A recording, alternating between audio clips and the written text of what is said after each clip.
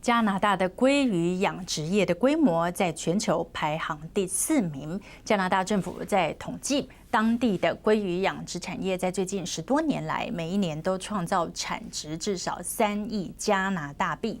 不过，第一民族地区当地的保育单位就注意到，尽管鲑鱼养殖业发展蓬勃，但是野生的鲑鱼数量却大幅减少。当地的第一民族族人特别为了鲑鱼成立了保育小组。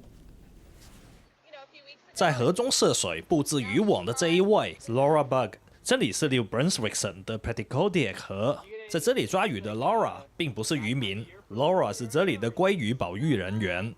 It's definitely exhilarating. You get lots of comments when you tell people what you do, and it's kind of like, really? Like, what is it? What do you do? What does that entail? 过去这里盛产鲑鱼，但由于鲑鱼数量大幅减少 ，Laura 的工作单位专门在 Fort Folly 第一民族地区推行各项动物栖息地复原计划，而鲑鱼的保育也是这个单位的工作重点之一。It's hard to hear when your grandparents, like their grandparents, were fishing and you don't really get the opportunity to go out anymore and fish for salmon because there's none here. I mean, especially the Inner Bay of Fundy salmon.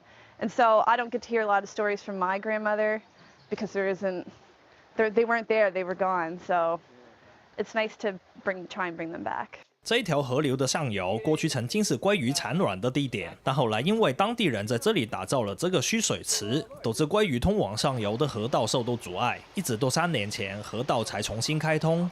画面中是 Laura 和其他保育员在河里架设的诱导鲑鱼装置。It's helping the environment get back to the way it was before we had this head pond in the Petitcodiac River. 鲑鱼进入这个装置后，会被运送到这个培育中心，这里有生物学家全程监控，确保鲑鱼能够长大。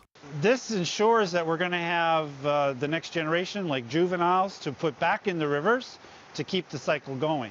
Because the fear is that if we didn't take some of these fish and rear them to maturity in captivity, then the population would become extinct. 这项保育计划仍然处于初期阶段，但保育员对这里的鲑鱼生态复原的前景感到乐观。Oh, I'm a very, very lucky person to be on the front lines of this, and to see the way the environment is rebounding from the damage that it had. 记者邱德珍编译。